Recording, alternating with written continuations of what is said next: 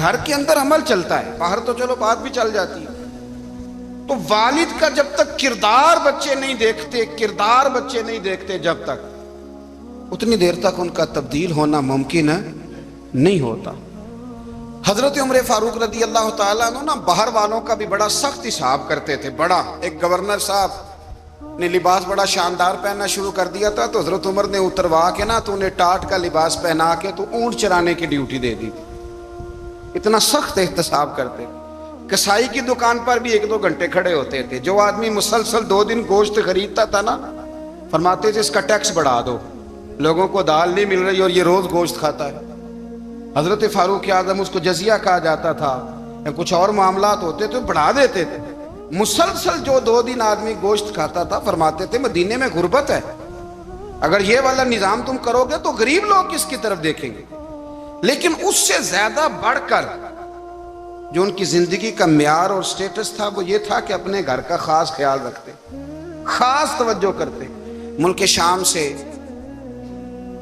اور ایران سے کچھ لوگ آپ کی خدمت میں آئے، تو وہاں سے کچھ کنیزیں بھی آئیں، ان کے بادشاہ کا پیغام لے کے۔ شاہ ایران کی کنیز کو ملکہ نے کہا کہ نا حضرت عمر کی زوجہ کو دیکھ کے آنا ذرا کس طرح کی۔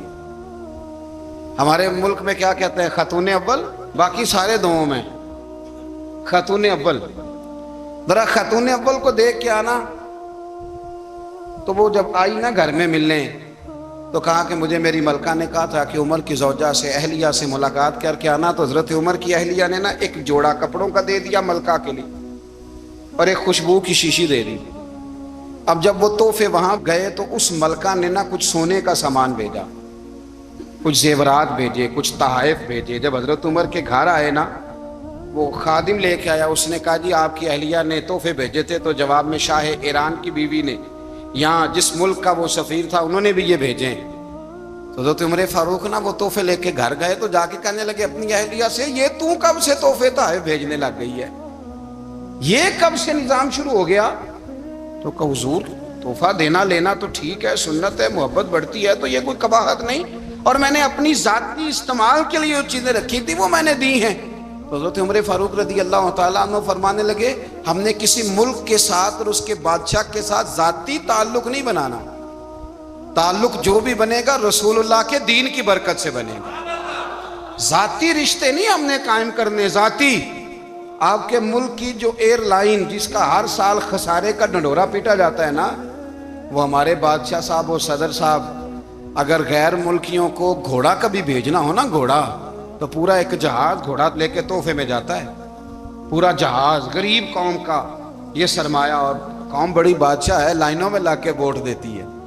2 کام ہمیشہ لائن میں لگ کے کرنے، ایک بل لائن میں لگ کے جمع کرانا ہے، اور ایک ووٹ لائن میں لگ کے، تاکہ پھر پورے 5 سال لائن میں ہی لگے رہیں۔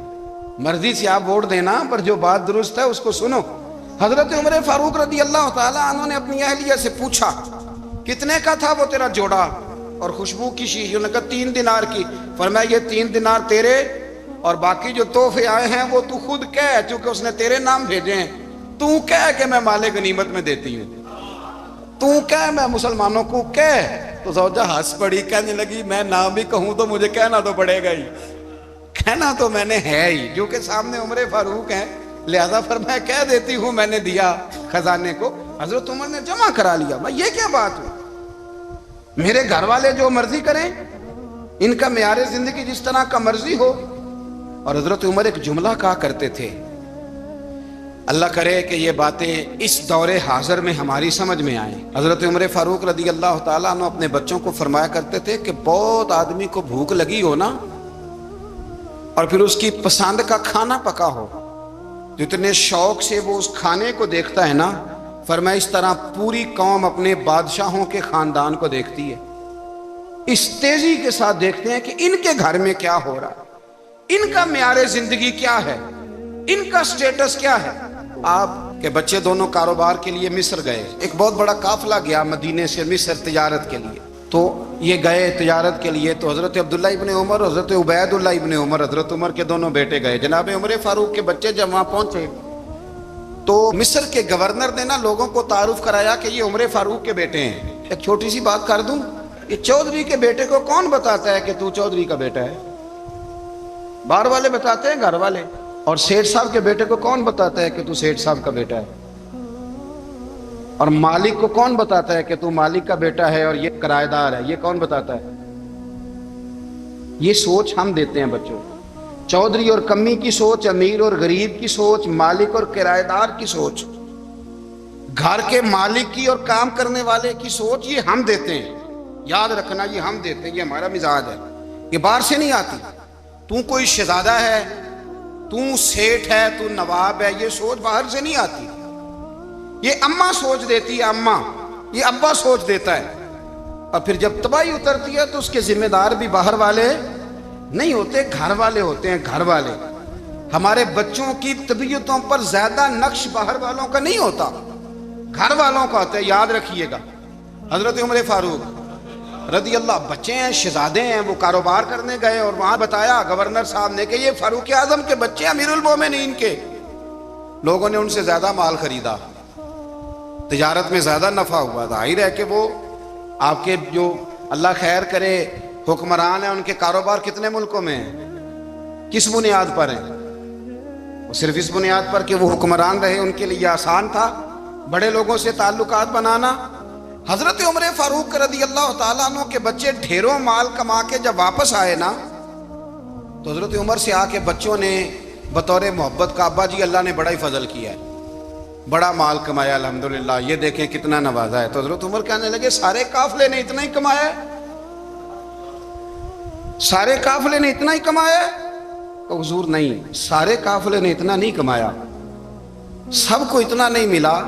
وہ تو وہاں گورنر صاحب نے لوگوں کو تعارف کرایا تھا کہ یہ عمر کے بچے ہیں، تو لوگوں نے پھر ہم سے بڑا ہی خریدا. تو حضرت عمر فرمانے لگے ٹھیک ہو گیا، میں بات سمجھ گیا. اس طرح کرو، جو تمہاری اصل زر تھی نا، جو راز تھی، وہ رکھ لو اور باقی سارا مال خزانہ میں جمع کرا دو. اس لیے کہ یہ تم نے تجارت نہیں کی، یہ تم نے اپنے باپ کا نام بیچا ہے، یہ تم نے امیر المومنین کے بیٹے ہونے کا فائدہ اٹھایا ہے. فرمایا یہ تمہارا نہیں حق، یہ مسلمانوں کا ہے. اس لیے کہ یہ مال تم نے محنت سے نہیں کمایا، یہ باپ کی کرسی کا فائدہ اٹھایا ہے. اور فرمایا اگر تم نے مال جمع نہ کرایا تو میں مال بھی لے لوں گا زبردستی اور کوڑے بھی ماروں گا، ڈبل سزا دوں گا. مرضی سے جمع کراؤ گے تو کوڑوں سے بچ جاؤ گے. بڑے بیٹے نے تو جمع کرا دیا، تو چھوٹا تھوڑا پریشان ہوا. تو حضرت عبداللہ ابن عمر چھوٹے بھائی کا ماتھا چوم کے کہنے لگے بیٹے چپ کر کے جمع کرا، یہاں بھی فخر کر کے ہم عمر کے بیٹے ہیں، اور قیامت میں بھی فخر کریں گے کہ ہم فاروق اعظم کے بیٹے ہیں. یہاں بھی ناز کریں گے اور وہاں بھی ناز کریں گے کہ عمر کے بچے ہیں. ہمارے باپ نے خود بھی حلال ہی کھایا ہے، اور جب ہماری کمانے کی باری آئی ہے تو ہمیں حکم بھی حلال کھانے کا دیا. بھائی ہمارا مزاج نہیں. بچہ جب لے کے آتا ہے 2 لاکھ روپیہ تو کبھی پوچھے کہاں سے آیا ہے؟ جب وہ پہلے دن غلط دوستوں کے پاس جا کے بیٹھتا ہے تو کبھی نکالا ہے گھر سے اسے؟ یہ بہت سارے خمیازے ہمیں اس لیے بھگتنے پڑتے ہیں کہ ہم ابتدا میں سوراخ بند نہیں کرتے. جب اس میں شگاف پڑ جاتا ہے، سیلاب آتا ہے تو ہمیں ہوش آتی ہے. حضرت عمر نے اپنے گھر میں نگرانی رکھی، کڑی نگرانی. زیادہ نماز گھر میں پڑھتے تھے حضرت عمر، نفلی نمازیں زیادہ کیوں بلا؟ میرے اساتذہ مجھے حکم دیتے تھے کہ فرض نماز کے علاوہ نمازیں گھر میں پڑھنا، بچوں کو عادت پڑے گی، ذوق پیدا ہوگا، ان کو پتہ چلے گا کہ ہمارے گھر میں 5 وقت کوئی اور کام بھی ہوتا ہے. بھائی یاد رکھیں کہ آپ نے اگر سجدہ کرنا ہے تو بچہ لیٹ جائے گا، اسے پتہ کوئی نہیں سجدہ کیا ہے. لیکن جب گھر میں کبھی قرآن ابا جی کھول لیں نا، میں اکثر کہتا ہوں جب ابا جی کا موڈ بن جائے نا لیکچر دینے کا، وہ گھر میں شروع ہو جاتے ہیں، کہتے ہیں آپ لوگ نماز نہیں پڑھتے اس لیے میرے کاروبار میں برکت کوئی نہیں، تم سویرے قرآن پاک نہیں کھولتے تو میں تباہ ہو گیا ہوں. تو میاں آپ نے کب گھر میں قرآن پاک کھولا تھا؟ آپ نے کب نماز پڑھی؟ آپ نے کب گھر کے اندر اللہ رسول کا ذکر کیا تھا؟ آپ نے کب حدیث چھیڑی؟ آپ نے بھی تو گھر کے اندر جب بھی آپ آئے ہیں تو آپ نے وہی کچھ کیا جو دنیا دار کرتے ہیں. آپ بھی تو اپنا موبائل لے کے الگ کونے میں بیٹھ گئے. آپ نے بھی تو کہا ہے کہ اب تمہارے چینل ختم، اب میری مرضی والا چلے گا. تو جو آپ نے کیا ہے بچے بھی وہی کام کریں گے. آپ نے بھی گپ شپ لگائی ہے تو وہ بھی لگا رہے ہیں. یہ سمجھ لیں جو کام آپ کریں گے آپ اپنے بچوں کی سیرت میں اس کا جلوہ دیکھ لیں گے. بڑی پکی سی بات ہے کہ آپ کو بچے کی عادتیں دیکھ کے سمجھ آ جائے گی کہ میں بھی یہی کرتا تھا اور یہ بھی. حضرت عمر فاروق رضی اللہ تعالیٰ عنہ وصال فرما گئے تو آپ کے وصال کے بعد حضرت عثمان غنی رضی اللہ تعالیٰ عنہ نے آپ کی ایک بیوہ سے نکاح کیا. حضرت عمر کی ایک بیوہ سے جب وہ آپ کے نکاح میں آئی تو کہنے لگی حضرت عثمان غنی سے کہ حضور نہ تو میں خوبصورت ہوں اور نہ میں جوان ہوں، نہ آپ کی کوئی خدمت کر سکتی ہوں، میرے ساتھ نکاح کرنا سمجھ میں نہیں آیا۔ کیا شاندار جواب دیا حضرت عثمان غنی نے، کیا خوبصورت جواب دیا۔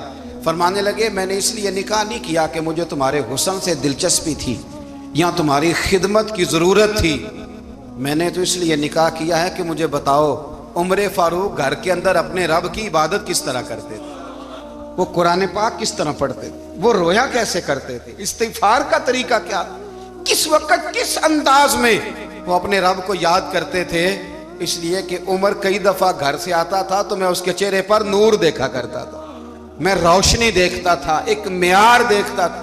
نکاح اس لیے کیا ہے کہ مجھے عمر کی جو گھر کے اندر کی عبادت ہے اس سے آگاہ کرو، تاکہ عثمان غنی بھی چاہتے ہیں اس طرح کے عمل کرو جس طرح کہ عمر فاروق کر کے گئے ہیں۔ بھائی جب تک ہم اپنے گھر میں وہ توجہ نہیں دیں گے، وہ مزاج دیکھیں نا، ہمارے گھروں میں جب نقشہ پاس ہوتا ہے تو ٹی وی لان بھی اس میں ہوتا ہے، ڈرائنگ روم بھی ہوتا ہے، نماز کی جگہ بھی ہوتی ہے نقشے میں۔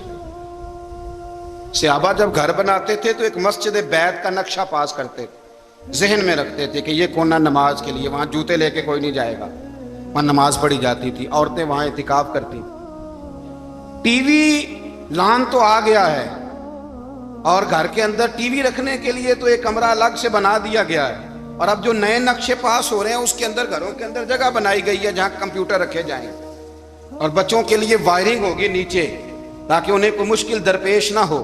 یہ ساری چیزیں ہم نے نہانے کے لیے گھروں کے اندر اتنے اتنے بڑے واش روم بنائے ہیں کہ لگتا یہ ہے کہ سوائے نہانے کے اور کام ہی نہیں کوئی گھر میں ہوگا، ہر چیز آ گئی۔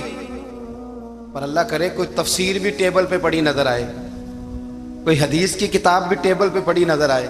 اللہ کرے کہ جس طرح ابا لطیفہ سن کے آتا ہے تو جب تک سنا نہ لے اسے ہضم نہیں ہوتا، اللہ کرے کہ وہ جمعے میں بیان سن کے جائے تو اس کا بھی دل کرے میں اپنے بچوں کو سناؤں، وہ نبی پاک کی کوئی حدیث کہیں سے سنے تو گھر جا کے سنائے۔ جب تک یہ معیار نہیں بنتا آپ کیسے توقع کرتے ہیں کہ گھر کے اندر اللہ کی رحمتیں نازل ہوں گی؟ آپ یہ کیسے توقع کرتے ہیں کہ گھر کے اندر وہ معیار اور وہ مزاج بنے گا؟ حضرت عمر فاروق نے ذاتی زندگی پر جو توجہ دی، گھر والوں کے معیار پر جو توجہ دی حضرت عمر فاروق رضی اللہ تعالیٰ عنہ نے، وہ بھی بڑی دیدنی ہے۔ حضرت ابو موسیٰ اشعری کو نا آپ نے وزیر خزانہ بنایا تھا، تو حضرت ابو موسیٰ اشعری کہتے ہیں کہ حضرت عمر کو شیخ خزانے میں رہنے تو دیتے نہیں تھے۔ ایک دن نا میں صفائی کر رہا تھا اس کمرے کی جس میں خزانہ رہتا تھا۔ ہمارے تو ملک میں جو جاتا ہے وہ صفائی کر کے ہی جاتا ہے، اللہ خیر کرے۔ اور خیر معیار بدلتا ہے، جو پچھلی حکومت ہوتی ہے وہ قرضہ اٹھاتی ہے، وہ باہر سے جاتی ہے تو قرضہ لے کے آتی، اور جو نہیں آتی ہے وہ کہتی ہے ہمیں پیکج مل گیا ہے، وہ قرضہ نہیں اٹھاتے۔ ان کو کیا ملتا ہے؟ یعنی پچھلی نے قرضہ لیا تھا اور ہم نے، واہ جی واہ کیا خوبصورت انداز ہے، اس کا نام بدل کے نا، انہوں نے قرضہ لیا تھا اور ہم نے، میں کہا بڑے شاندار سیانے بندے ہو گئی۔ حضرت سیدنا ابو موسیٰ اشعری کہتے ہیں کہ میں نے نا مال غنیمت کی صفائی کی تو ایک دینار مجھے نا کہیں پڑا ہوا مل گیا، تو فرماتے ہمیں اجازت ہوتی تھی کہ ایک آدھ دینار ہم اپنی مرضی سے کہیں خرچ کر سکتے تھے، اگر آپ ناراض نہ ہوں تو ہمارے ہاں جب چیئرمین صاحب ناظم صاحب ٹھیکے دیتے ہیں تو ٹھیکیدار ان کا چھوٹا بھائی ہوتا ہے یا چچا کا بیٹا ہوتا ہے یا خالہ کا بیٹا ہوتا ہے، وہ خود ناظم ہوتے ہیں اور ان کا چھوٹا بھائی ٹھیکیدار ہوتا ہے، یعنی وہ نا سارا کچھ گھر کے اندر ہی رہتا ہے، گھر کے اندر ایک پیسہ دیتا ہے دوسرا واپس اس کو واپس کر دیتا ہے، گھر کے اندر ہی۔ اب تو خیر ہمارے لوگ سمجھدار ہو گئے، ایک بندہ ایک سیاسی جماعت میں ہوتا ہے، دوسرا دوسری میں، اور تیسرا جس کی بھی حکومت آئی حکومت تو ہماری رہے گی نا، ایک بندہ تو ہے نا اس جماعت۔ یہ اچھا لوگوں نے ایک طریقہ نکالا ہے۔ تو حضرت عمر کے بیٹے گزر رہا تھا تو حضرت ابو موسیٰ اشعری کہتے ہیں میں نے صفائی کی تو ایک دینار نکلا، تو میں نے وہ ایک دینار نا حضرت عمر کے بیٹے کو دے دیا، میں نے کہا لو بیٹا اپنے چچا کی طرف سے تحفہ۔ اور گھر جا کے انہوں نے حضرت عمر کو بتایا کہ چچا نے پیسے دیے ہیں، چھوٹے بچے تھے۔ حضرت عمر نے حضرت ابو موسیٰ اشعری کو بلا لیا اور بلا کے فرمانے لگے میں تو تمہیں اپنا دوست جانتا تھا اور تو نے میری اولاد کو ہی دنیا دار بنانا شروع کر دیا، میرے بچوں کو ہی تم نے دنیا دار پیسوں پہ لگانا شروع کر دیا، میں تو تمہیں یار سمجھتا تھا۔ فرمایا تمہیں چاہیے تھا میرے بیٹے کو نصیحت کرتے کہ بیٹا پیسوں سے رب راضی نہیں ہوتا، اس کی رضا والے کام کیے جائیں تو رب راضی ہوتا ہے۔ اور فرمایا تمہیں کوئی اور گھر نہیں ملا تھا تباہ کرنے کے لیے، میرا ہی گھر ملا تھا، اٹھاؤ اپنا دینار اور خبردار آج کے بعد میرے بچوں کے ساتھ یہ والی نیکی نہ کرنا۔ اور ہمارا کیا سٹیٹس ہے؟ دوستی ہے اس سے جو تحفے زیادہ دے، جو بچوں کو خراب کرنے میں مدد زیادہ کرے، اس کے ساتھ گرانا۔ حضرت عمر نے گھر پہ اور سب سے بڑھ کر اپنی ذات پہ توجہ کی۔ حضرت ابو مالک رضی اللہ تعالیٰ عنہ کہتے ہیں میں عمر کے پیچھے پیچھے ایک باغ میں گیا، اکثر اس باغ میں جایا کرتے تھے، اور عمر جا کے نا تو درخت کے نیچے بیٹھ گئے اور فرمانے لگے او امیر المومنین، اللہ سے ڈر جا، ورنہ جس رب نے حکومت دی ہے وہ عذاب بھی بڑا دے گا، ڈر جا رب سے۔ کبھی ساری زندگی حضرت عمر نے اپنا کوئی تعارف نہیں کرایا، کبھی نہیں۔ ایک بندے نے آپ کے سامنے تعریف کر دی آپ کی تو فرمانے لگے تو خود بھی ہلاک ہوا اور مجھے بھی ہلاک کر دیا، کیا ضرورت پڑی ہے میری تعریفیں کرنے کی؟ اتنی دیر میری تعریف میں لگائی، اللہ کا ذکر کرتا رب تجھے ثواب دیتا، حضور پہ درود پڑھتا تو رب تیرے اوپر رحمتیں نازل کرتا، کس چکر میں ہے؟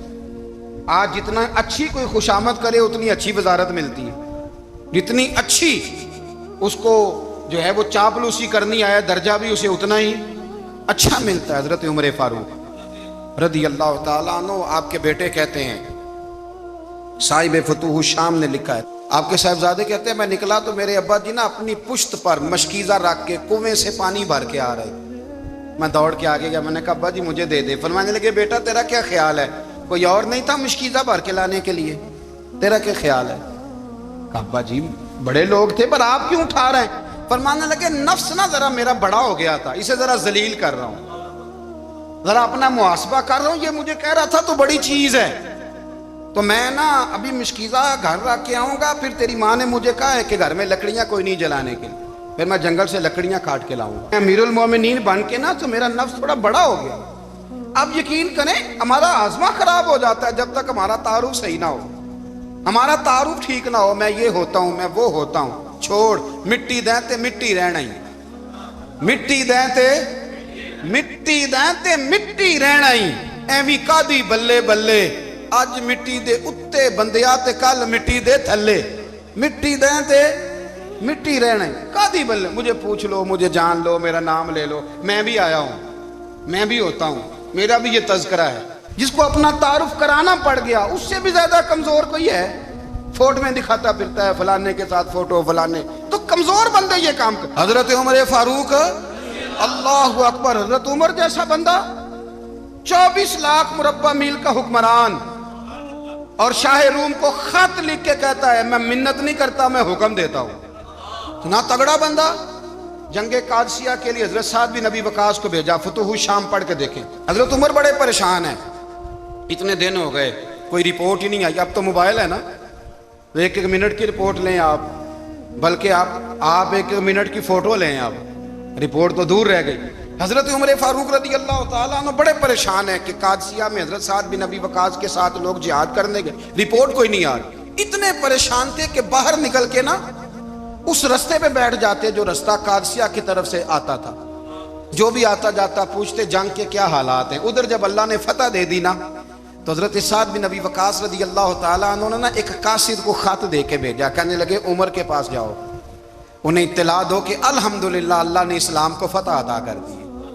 یہ حضرت عمر کو جا کے دینا، وہ بڑے پریشان ہوں گے۔ وہ جو اس زمانے میں اس طرح ہوتا تھا کہ کئی دور دور سے صحابہ جو دوسرے شہروں کے ملکوں کے رہنے والے ہوتے تھے وہ بھی آ کے شامل ہو جاتے تھے جہاد میں، کوئی ایک دفعہ مدینے آیا، کوئی 2 دفعہ آیا، پھر اپنے اپنے علاقوں میں بہت سارے لوگوں نے زیادہ دفعہ حضرت عمر کو دیکھا بھی نہیں تھا۔ وہ جو قاصد خط لے کے آیا تھا نا اس نے 1 دفعہ دیکھا تھا، حضرت عمر بوڑھے ہو گئے، وہ پہچانتا نہیں تھا، ادھر سے وہ خط لے کے آ گیا۔ حضرت عمر مدینے سے باہر نکل کے اس روڈ پہ بیٹھے تھے جو قادسیہ سے آتا تھا، جب وہ اس آدمی کو آتے دیکھا تو حضرت عمر اٹھ کے کھڑے ہو گئے، فرمانے لگے قادسیہ سے آ رہے ہو؟ وہ کیا کہتا ہے؟ پھٹے پرانے کپڑے، ٹوٹے ہوئے جوتے، سر پہ پرانی پگڑی، کہنے لگے غلام مدینے کے رہنے والے ہو؟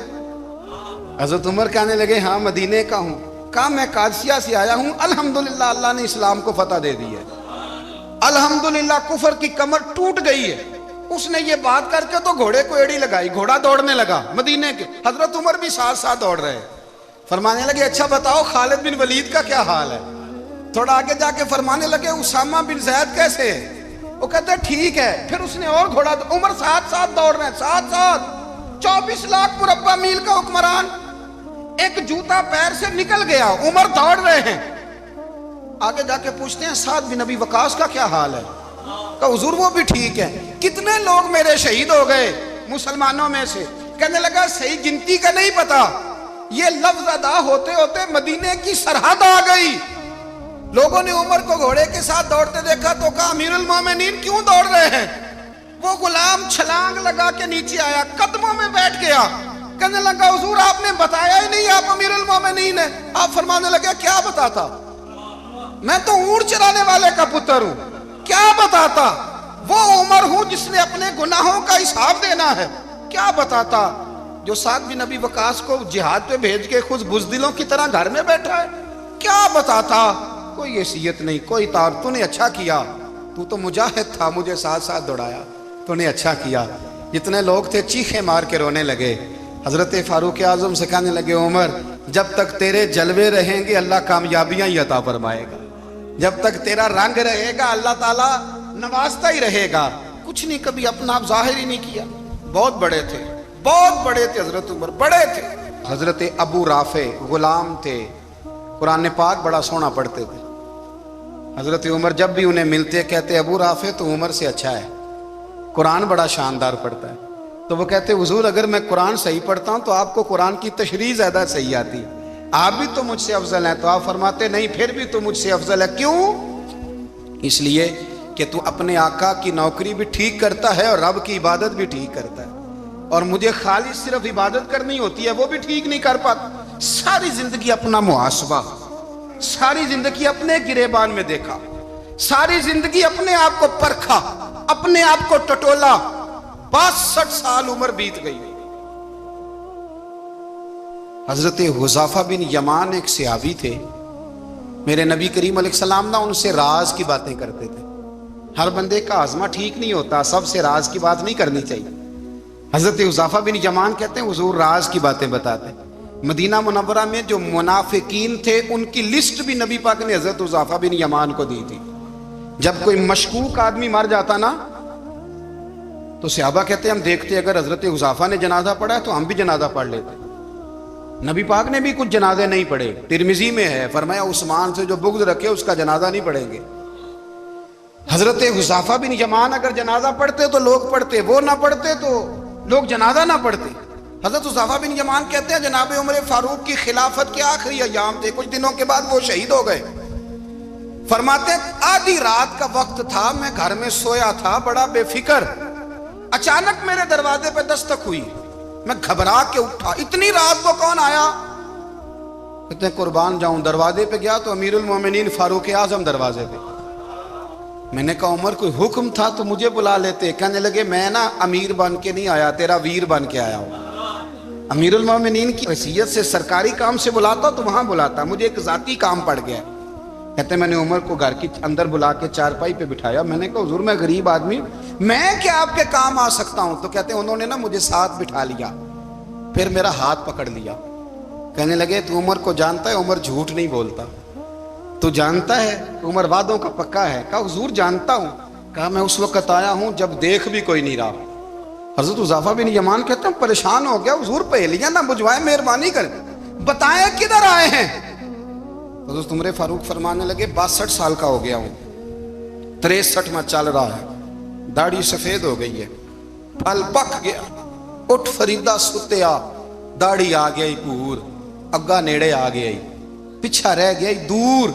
اب قبر اشر کا معاملہ صاف نظر آنے لگا ہے. کہا حضور مجھ سے کیا چاہتے ہیں؟ حضرت عمر رو پڑے. کہنے لگے آج میں عشاء کے بعد نکلا ہوں تو نبی پاک کے صحابہ مجھے نیک کہہ رہے تھے، پھر میں نے بچوں کی ماں سے اور بچوں سے بھی پوچھا ہے، وہ بھی مجھ سے راضی ہیں. پر حذیفہ تیرے ساتھ نبی پاک راز کی باتیں کرتے تھے، سچ بتا کہیں عمر کا نام منافقوں میں شامل تو نہیں؟ سچ بتا ان منافقین میں تو شامل نہیں، کہیں اوپر سے تو نہیں سارا کچھ؟ حضرت حذیفہ بن یمان کہتے ہیں میں باپ کے مرنے پہ اتنا نہیں رویا جتنا عمر کے سوال پہ رویا. میں قدموں میں بیٹھ گیا. میں نے کہا نہیں عمر یہ تو میں نے نہیں سنا، لیکن یہ میں نے نبی پاک سے ضرور سنا ہے کہ میرے بعد اگر کوئی نبی ہوتا تو عمر ابن خطاب ہوتا۔ یہ میں نے اپنے کانوں سے سنا ہے کہ عمر جس گلی سے گزرے شیطان رستہ بدل جاتا ہے۔ یہ میں نے اپنے کانوں سے سنا ہے کہ 950 سال حضرت جبریل جناب عمر کی شان بیان کریں تو پھر بھی بیان نہیں ہو سکتا۔ یہ میں نے ضرور سنا۔ دوستو، ساری زندگی حضرت عمر نے اگر دوسروں کا محاسبہ کیا تو اپنا اور اپنے بچوں کا بھی کڑا خیال رکھا، اپنی ذات پر بڑی توجہ دی۔ جو لوگ اپنا بھول جاتے نا، ہمیں اپنی صحت کا بڑا خیال ہے لیکن اپنی روحانی زندگی کا کوئی خیال نہیں ہے، قلبی زندگی کا کوئی تصور نہیں ہے۔ آپ یقین کریں، موٹا آدمی کمزور ہونے کے لیے جدوجہد کر رہا ہے، کمزور طاقتور ہونے کے لیے، لیکن جس کو کتنے دن بیت گئے اللہ رسول کی یاد میں رویا ہی نہیں، کتنے دن بیت گئے نعت سننے کو دل ہی نہیں چاہا، جسے مہینوں بیت گئے اور قرآن پاک کی طرف نظر ہی نہیں گئی، وہ فکر مند ہی نہیں۔ زندگی زندہ دلی کا نام ہے، مردہ دل کیا خاک جیا کرتے ہیں۔ بھائی، حضرت عمر کی زندگی دور حاضر میں ہمیں یہ سبق دیتی ہے کہ کڑی نگرانی رکھو اپنے پودوں کی، کڑا خیال رکھو اپنے ذاتی باغ کا، اور یہ جو تمہارے دل کی دنیا ہے، یہ تمہاری روح کی زندگی ہے، اس کا محاسبہ کرتے رہو۔ نبی کریم علیہ السلام نے فرمایا اپنا حساب خود کر لو قبل اس کے کہ تمہارا حساب کیا جائے۔ اپنا حساب، ہم ساری دنیا کا حساب کرتے پھرتے ہیں، کوئی کہاں سے کماتا ہے کہاں کھاتا ہے، پر اپنا حساب حضور نے فرمایا حساب کر لو قبل اس سے کہ تمہارا حساب۔ مولا علی فرماتے ہیں نماز پڑھ لو قبل اس کے کہ تمہاری نماز پڑھی جائے۔ اپنا محاسبہ کریں، تھوڑا سا نا اوپر دائیں بائیں دیکھنے کی بجائے تھوڑی سی گردن جھکا کے نا، درویش کہتے ہیں برے بندے نو میں لبن ٹریا تے جگ تے ملیا نہ کوئی، اپنے اندر چاہتی پائی تے میں تھوں برا نہ کوئی۔ تھوڑی سی نا، تھوڑی سی اپنی طرف توجہ دیں۔ ہم نا بے چین وقت گزار رہے ہیں، بے قرار ہیں، بے سکون ہیں۔ سبب یہ ہے کہ ہم نے نا اپنا حساب کرنا چھوڑ دیا ہے۔ حساب کرو گے، بے حساب تو بندہ روٹی کھا لے تو بیمار ہو جاتا ہے، اور اگر زندگی بے حساب گزرے، گناہوں کا حساب ہی نہ کیا جائے، تقوی کی طرف توجہ ہی نہ کی جائے، تو پھر زندگی دشوار ہو جاتی ہے۔ ہمیشہ مدحت خیر الانام میں گزرے۔